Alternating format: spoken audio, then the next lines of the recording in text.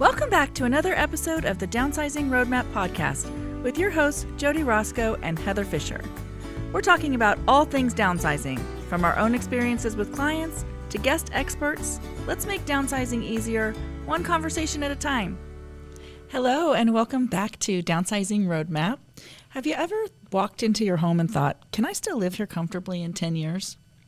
Today we're going to talk about aging in place and whether your house is going to work for you into the future and kind of thinking about what that looks like. So we'll talk about all of those things. I'm Jodi Roscoe. I'm Heather Fisher. And we're glad to have you back today.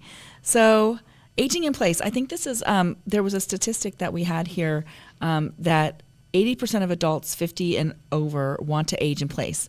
But only 1 in 3 homes are actually designed to support aging in place safely. So wanting to and being able to are two different things. And so we're going to talk about what that means today. Yeah, I think we experience that a lot when we meet people at our downsizing classes and all of that. There may be a little resistance to the topic because most people think, well, I just want to live here, wherever here is, forever. Yeah, because they're comfortable. And I think that's back to, we don't really think a lot about what our future is going to look like, and we just kind of live day to day. And so looking forward with fresh eyes and trying to look at your house and seeing what that might look like in the future before something happens that's a crisis and then your home isn't working for you. Before that happens, just kind of taking a look around and deciding, could you or couldn't you, and what would you need to do if you wanted to, and what does that look like?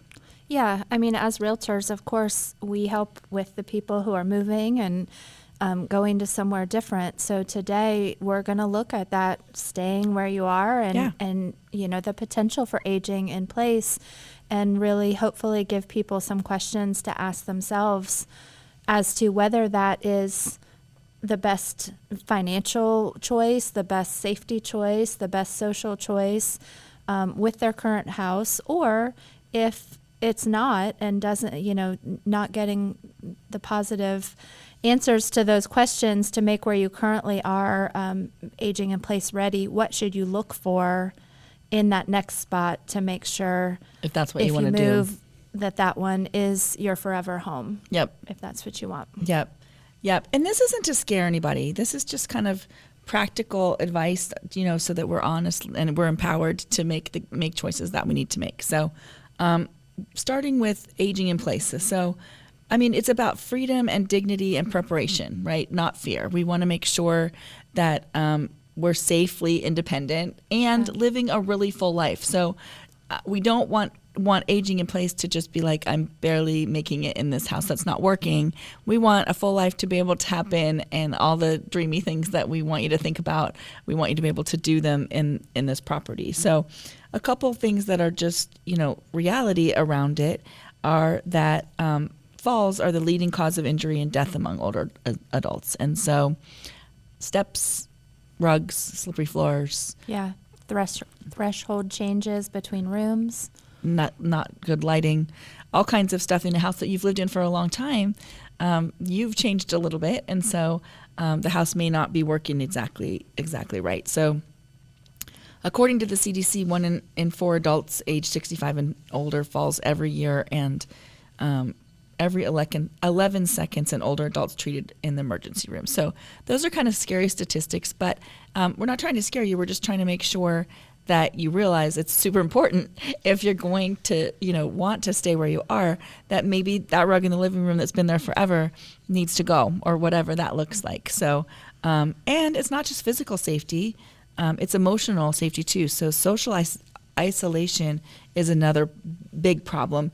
It's not as obvious and easy to see, but it's a huge problem. So nearly a fourth of the adults age 65 and older are socially isolated, according to the National Academies of Sciences. And you get a 50% risk of dementia, increased risk of dementia if you're isolated. 50% increased risk of dementia. That's crazy. And yeah, I think sad. We saw this in COVID. I think that it really put a big bright spotlight, especially on the senior group who couldn't get out, or were in assisted living that the family couldn't go see them, like that. I think it just really put a spotlight on what socialization looks like, and that loneliness is real and problematic. Yeah, and I think going right back to those stats you shared on falling also goes hand in hand with the isolation, because there's that question of, if you're at home and you fall, do you have safety precautions in place that you can get help? So we can talk about that more in the room by room assessment we'll talk about later. But I think that's huge too. How isolated are you that if you fell somewhat minor of a fall, how easily available is help? Yeah. And, the house could work perfectly, but it doesn't work because there's not great transportation to where you need to go, and you can't get somewhere else. So the house inside itself could work, but you aren't able to get out of it. Yeah. I think that we, as we age physically, we will all face different changes with our mobility, our memory, not even major diagnosed problems, but just a decline as we age on all of those things. And so looking at your house with fresh eyes can really point out things that you're just, hobbling by with things that don't work for you anymore. Yeah, we live with things so long. We don't see them anymore. We don't notice that it's not working. We adapt to the not working. Yeah. And then somebody with fresh eyes comes in and says, oh my gosh, like, how can you be doing this? And you don't even notice how difficult you've made it, or the house is making it, or whatever that looks like. You and I have both had a situation where, parents can't get upstairs to, upstairs bedrooms. And that's the major one that's most apparent, is when you're in a 2-story home and the bedrooms or full baths are upstairs. That's an easy thing to spot in this general category of, oh, that might not work later. But you and I were talking in preparation for this episode, and we're both in ranches, and that doesn't even account for a lot of the stuff we'll talk about, that there's still a few steps or more than a few steps to get to certain places, just entry into the home, from the garage to the house. Yeah. So really the full picture of an aging in place, fully prepared home is a lot more than just, oh, I'm in a ranch. That step one, that's a great starting point. A first floor. I mean, and ours is a first floor master. So I do have bedrooms upstairs, but I don't really count them right now because the kids are up there or whatever. But that's not me and my husband's living space. So if you think, oh, could we stay here? We're just in that main floor. But it definitely is. There's a couple steps up to the front. In the front, there's a few more steps actually from the garage up. Yeah. And so it never, honestly, it didn't really even occur to me, which is crazy. But until my mom was sick and she was in a wheelchair, and I had to try to get her into the house for Christmas. And I was like, oh, wait, neither one of these entries work. Yeah. Yeah. So we'll talk through some of that, but really making decisions for, will this serve me, all the way down the line?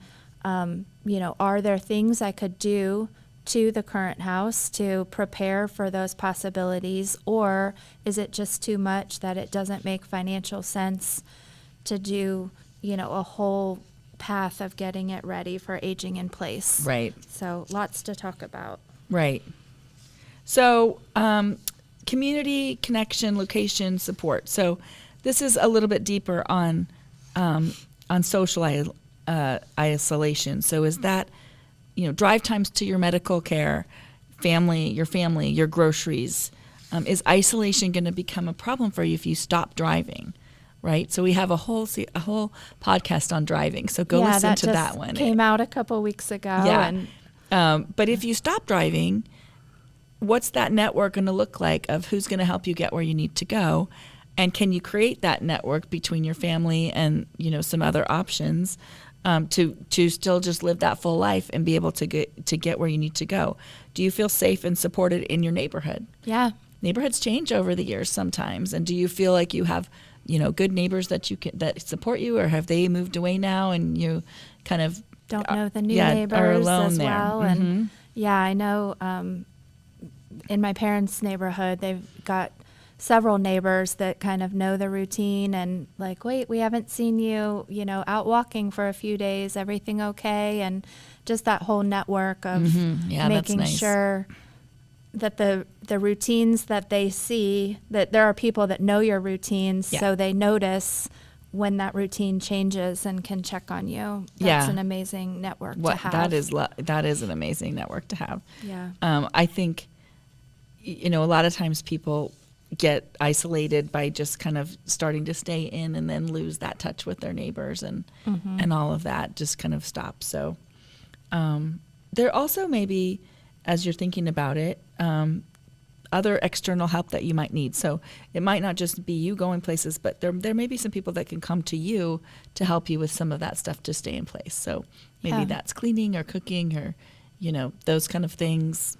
Yeah, we know lots of resources. If you're looking at some in-home care options, there's, kind of two levels. There may be medical needs that you need some in-home care for, but there are non-medical companies that is their role, is to not be there all the time. You're still sufficiently living in your home. But if you just need that extra support, that's a great filler for just maybe some of the more physical cleaning needs you need, or, helping with some meals, some, bathing and hygiene. There's a lot of things that you could add that support in for a few hours a week. And some of that could be driving to appointments or just some socialization. Like, I just want these two, several blocks of a couple hours each where someone is just here making sure I'm on track for the week. Yeah. And there are companies who look at your home and put in grab bars and put in, different ramps or whatever it is that you might need there. So there are companies that do that, and occupational therapists can come in, especially if you've had a fall or something has happened and now you're coming back to your house in a different, a little bit of a different state than you were before. Having them do an occupational therapist do a safety evaluation and, suggest modifications for you might be really, really helpful. Yeah. Yeah. I love this next one on the list, technology support. We're in such an era of things have changed so much, and at some point there weren't any options available to have technology help you. And then, we all remember I've fallen and I can't get up, the pendant and all of that. That is certainly a tool that could be used if someone is at home by themselves, or, just maybe not able to help each other if something happened. But we just recently we were hearing about a new technology that could sense like movement. I don't know all the details, but like you wouldn't even have to push the button, like it would know. It was not something you were even wearing. It just were like little pods, sensors that sat in several places around the house, so they could measure how heavy, like if a fall happened, the difference between that and a footstep, like, someone's fallen, and, ask, I think it was voice, that it would ask if you were okay, and if it didn't get answers, it was sending help. Yeah. So technology advances can give you a lot of safety and security if you're alone, to help at many different levels of that. Even just ordering groceries to your door, I mean, that's also technology and, kind of the new things that are happening. And so you can get groceries, you can get meals, you can get a lot of support. And there are senior centers and places like that can pick you up. you know, again, like how are you going to get out and go places and do things? So there is a lot of support if you look for it. So create that web of support for yourself. I think that's the message there is, you know, don't try to just go it on your own. See what's out there. Yeah. Call us if you have questions. We have a huge web of people that we know that can help. You can look downsizingroadmap.com and talk to us about that. But yeah, you can build a team around you so you aren't doing it by yourself. Yeah, and there's resources all along the spectrum. Of course, some technology or whatnot might have a higher cost, and then back to the services your community might offer, you know, meal delivery, you know, hot meals somewhere else, the transportation aspect. I had no idea our local community until our friends at the rec center were telling us that they had a whole network of just scheduling. I want to go to the movie theater. I want to go to a doctor's appointment, you know, whatever. And as long as they had that, and the cost, I believe, was fairly minimal. So amazing options out there if you just kind of try to plan ahead as to how you could make your life easier. Yeah. So what are some pros and cons? Some pros are, you know, it's comfortable. The house is comfortable and familiar, and you love it. You don't have to make changes. Yeah. You maintain your independent lifestyle. Hopefully, that's the goal there. So if you are living that in this space, then you can keep doing that. It's definitely less expensive than assisted living in lots of cases, even if you have somebody come in for a couple hours, and if you're not in a place that you need, you know, extensive care, you just maybe need a little bit of help, that is definitely less expensive. Yeah, I think at presentations we've been at, that full 24-hour, 7-day-a-week in-home health care is the most expensive option compared to assisted living or independent, you know, all of that. Having that in your home is the most expensive. But if you are not in need of that and you're just needing some windows of assistance, that can be at that other end of the spectrum and not as expensive as, you know, the monthly fees it would cost to live somewhere in assisted living or even in independent living in a community. So, and then one more pro, you can stay close to your established community. So you know your neighborhood, you know where the doctors are and the grocery is and all of those things. So you can still stay close there. So cons would be home modifications can be costly. Yeah. And we're going to go through here in a little bit, just, you know, actually step by step the house and modifications that you could make. But some of them are, I mean, if you wanted to stay in a 2-story house that doesn't have a full bathroom or a bedroom on the first floor, you would have to add that. That would be very costly. Some of them are not costly, but it just depends on what your setup is right now and what that looks like. But they can definitely add up and be costly. Yeah. That risk of isolation that we talked about without a social plan can be really, really detrimental to your health. Yeah, costly in that way. Future physical needs might outgrow the original house design. That's, I think, what we're talking about with the 2-story. But stairs are often very, very hard.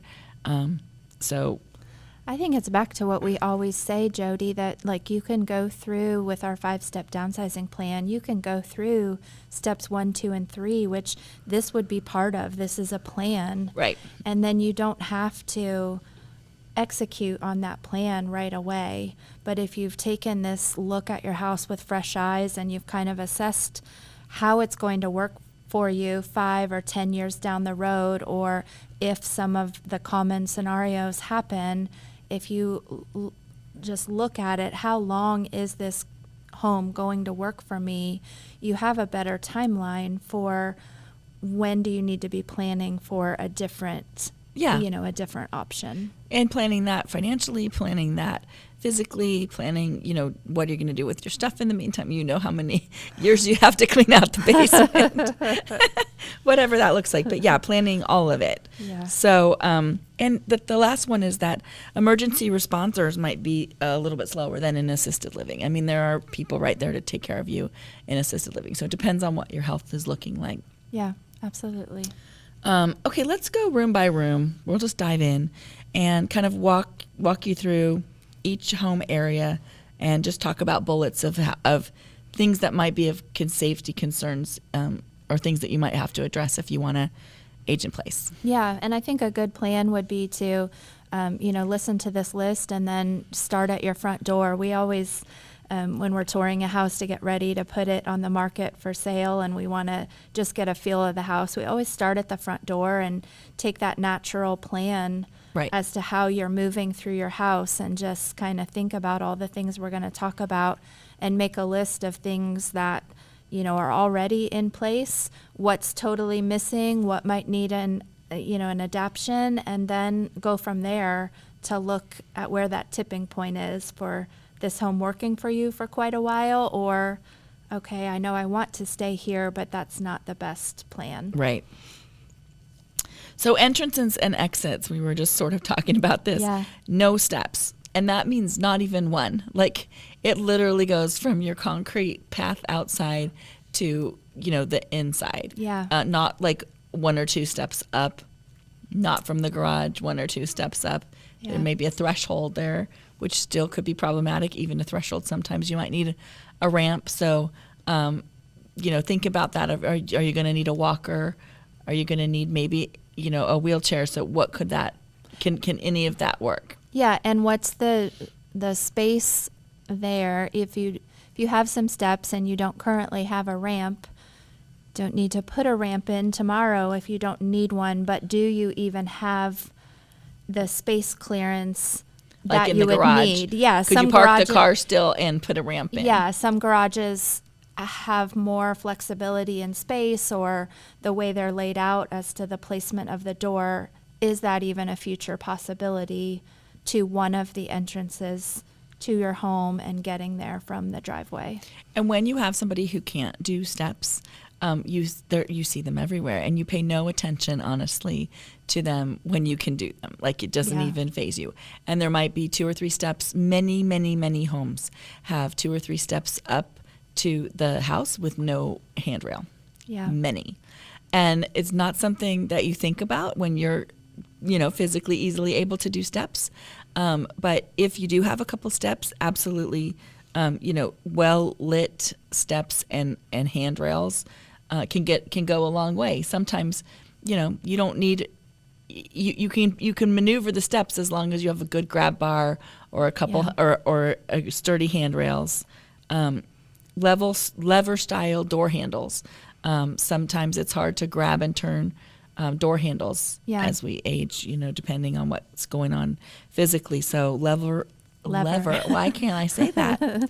Lever style door handles. Yeah, absolutely. So we talked a little bit on just simple things on the flooring, but if you have a lot of rugs, you don't think like, oh my gosh, I'm going to trip over the rug. But, even at my very, very young age that I wish I was, those are, does not have to be much of anything to kind of catch your footing on. So are there places where you have a lot of rugs that those could be removed if they're not necessary? Are they, do you have the, what are they called? The rug underneath, like grip. So they're not sliding around on the floor, the grip stuff. Non-slip. Non-slip. Could not think of what that's called. I could picture it. And a rug pad, I guess it's called a rug pad. And the transition, especially in older homes, where maybe you have carpet in one room and tile in another and laminate in another, and all of these transitions where they were changed at different times, and it's not a large open floor plan with one flooring throughout, every one of those transitions, you'll have that threshold. And is it non-existent? That would be amazing. Is it doable? Is it, oh wow, there's a big lump in the, they're switching heights a little bit, and that can cause those trips and falls. Yeah, and also how slippery is the floor. So we have a tile floor that when it gets wet in the kitchen, it is like ice, which is terrible. We inherited this floor, but it's very, very slippery if it's wet. Yeah. So, also, keeping in mind sometimes you want to put a rug there because it's slippery.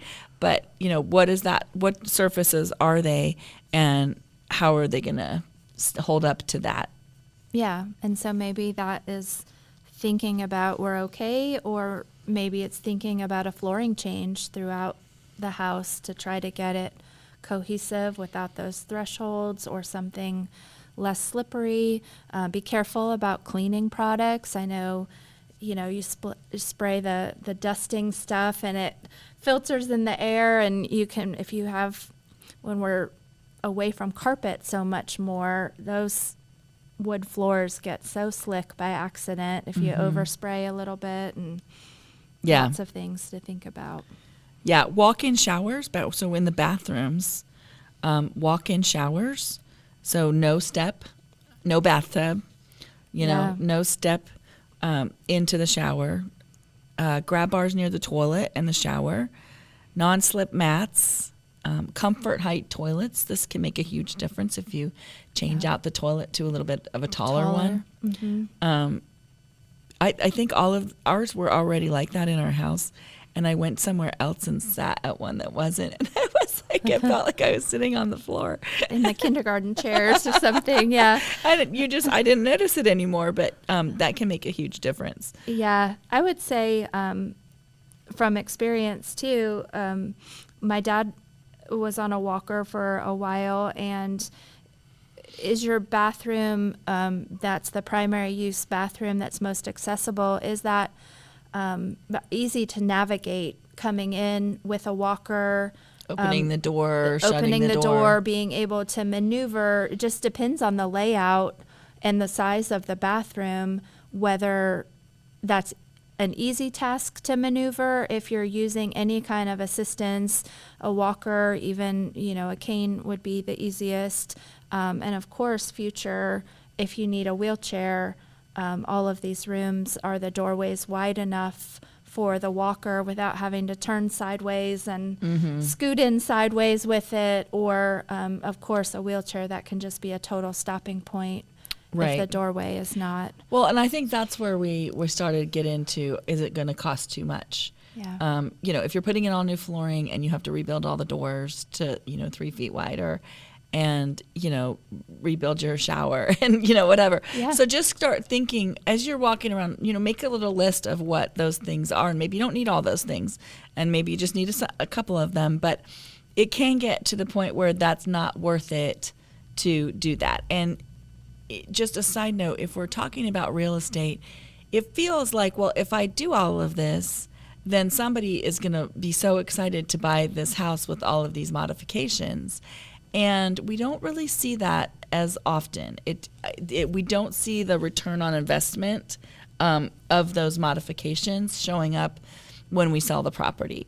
So things return differently in houses if you redo the kitchen or whatever, versus doing some of these things. These things are for you to stay and be comfortable and safe. And so I would think about them this way, but I don't think about them as, if you ask me as a realtor, am I going to get my money back from doing that? The answer is probably no. Well, we've had homes to sell that have had these things, and if there's the chairlift going from the first floor to the second floor, the next buyer, it would be so specific to find that next buyer that wants that house with that for that. Mm-hmm. So those have had to be removed. I've come across that multiple times in my career. And we've had the grab bars in places that were really helpful to the person living there prior, but it is likely not something that the next buyer is at that same phase in life that wants those and looks at that as, oh, this is a great update. Yeah. They want it. It's more, oh, those need to be removed for now. Yes. So also lighting. Lighting needs to be bright so that you can really see everything. So kitchen, keep all of the frequently used items at your waist height. I would love it if they weren't all over the counter because I think that causes stress when there's lots of things to look at all over the counter. So, but at the best, as best you can, keep them so you're not bending all the way down, where you have to get everything from a high place that you have to Yeah. either get a little ladder or you're bending, all the way down to try to get things. So pull out shelves and drawers would help with that, just to kind of make that a little bit easier to get into the You don't cabinets. have to dig to the back Yeah. at weird angles. Yeah.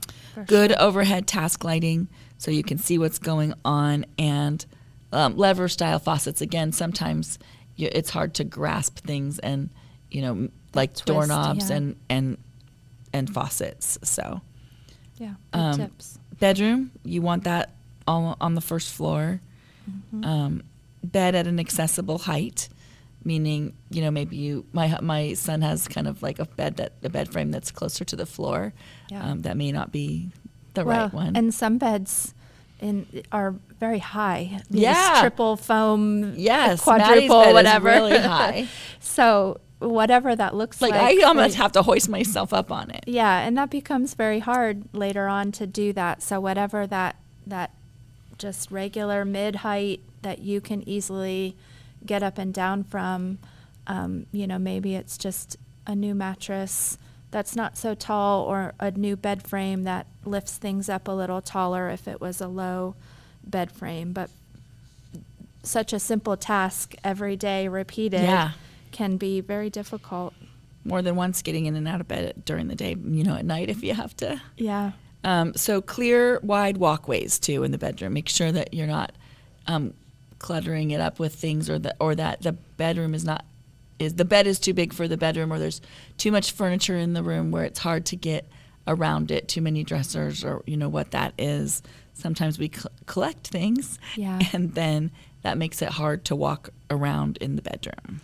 Yeah, I think especially as we age, those overnight bathroom trips increase for all of us. And so things that seem fine during the day, in the light of day, think about, when you're doing this, looking at everything with fresh eyes, imagine it being dark, and that maneuverability, that you don't have little decor or things in your pathways that you're going to trip and add to those falls. There are like motion sensor night lights. Yeah. You can put, right inside the bathroom, or, up somewhere in your room, maybe too, where it won't catch you until you're up out of bed. But that can be really helpful to just, as soon as you're up or entering these spaces, you're getting a little bit of a light, and not completely in the dark. Lighting was the next one. So night lights in hallways and bathrooms. You're just right on Ahead point of the there, game. Heather. Ahead of the right on game. point. Yeah. So bright, glare-free lighting. Nothing that's kind of hitting you on the eyes and blinding you. Yeah. And then rocker style or motion sensor switches. So I have these in my house in a lot of places. In my storage area, in our laundry room, in our garage if we go out to the garage, but they're just a motion sensor. So as soon as it sees it, it automatically turns on the light, which is fantastic. Yeah. And then it automatically turns it off too. And these were brilliant when my kids were little, in their playroom that was downstairs, that we just had that so that they never left the light on overnight and whatnot. So just in areas where you want it to come on and then automatically go off, the motion sensor switches are great. Yeah. Safety. So we had talked about technology a little bit before, but this is kind of safety technology. So smoke detectors and carbon monoxide detectors. Yeah. Video doorbells so that you can see who is there at your door. And smart home devices, controls. I mean, they can be amazing. I mean, back to technology of the things. Not only medical alert systems, but just you can tell it, turn the lights on in the living room, turn the lights on in the, wherever, lock the doors even. Our basement has a automatic door lock on it. So there's so much technology around safety that you can just talk to. Yeah. And I think that technology can also be overwhelming. And so if you're not as comfortable with it, and a family member or a company or somebody is helping you put some of these technology things in place, you can never go wrong with just simple instructions, posted on the wall beside, something that you might need to control, or right handy with the remote to something. If you're unsure of the technology and someone's just explaining it to you once and then they're leaving, make sure that you're practicing using it, getting it to where, then you have the security of, oh, I have this in case anything happens, and then something happens and you can't remember how to activate it. Yeah. So make sure that alongside the technology, if it's, a little bit above your normal comfort zone with using that type of thing, make sure you have clear instructions, have someone laminate them and put them on the refrigerator somewhere where you can access them if you need to know quickly how to use that resource. Yeah, it's only awesome if it's useful. Right. If it's just confusing, that's not awesome. Yeah. So. If it's things that need charging, make sure they're charged, all of that. It has to be used and know how to use it. It won't do you any good in a box. Like, somebody bought this for me and I didn't take my, Alexa out of the box or whatever. It's not set up yet. So. Right. So just last thoughts are, financially, what are the trade-offs, right? So you've looked at the house, you've walked around, you've made a list, you've used your fresh eyes and kind of thought about 5 years from now, 10 years from now, what if I wanted to stay here, what would that look like? And you want to, hope for the best and plan for the worst, right? We're all assuming it's all going to be good, and we hope it is. But if it isn't, how are we going to handle that? And are we going to be ready for that? So the costs, have they added up now between ramps and bathrooms and chairlifts? Have they added up to more than you want to spend? So moving is a better option. Ongoing maintenance costs, things to think about there.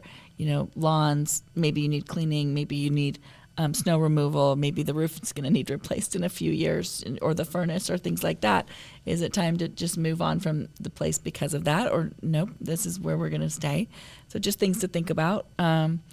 If you downsize, could you free up some retirement income that might simplify your life? Could you free up some income from your house to fund whatever that next thing looks like? So just thoughts about the bigger picture. Yeah, it's back to that creep that we've talked about before, that by doing this assessment and looking long term, that, what's my tipping point where I've invested enough in this house that it's no longer working. Do that now to kind of do that math problem and that emotional and mental decision making on when is too much change for this house no longer worth that? Because if not, you can have each new hurdle come up and you're like, okay, well, we'll do that and we'll do that. And before you know it, you've already crossed that tipping point and you still might not have done all everything. The things that needs to be done. Yeah, and so you're still in a crisis, but you've already invested a lot that could have been switched to something else. So if that's ever anything that you need a strategy around, what that looks like with your house specifically, and what that plan, which is the smarter plan, and what's the timeline for that. Certainly we're here as realtors and can help with that.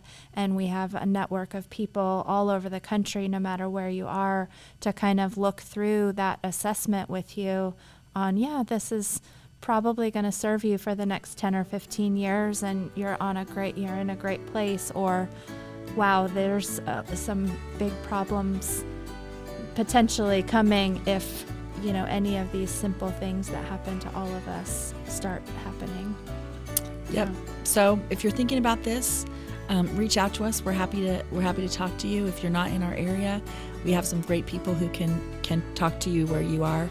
So reach out to us either way, and we'll find you the right person. Yeah, awesome.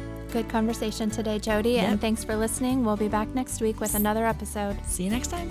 Thanks for joining us on the Downsizing Roadmap podcast. If you found this episode helpful, be sure to subscribe, leave us a review, and share it with someone who might need a little downsizing inspiration.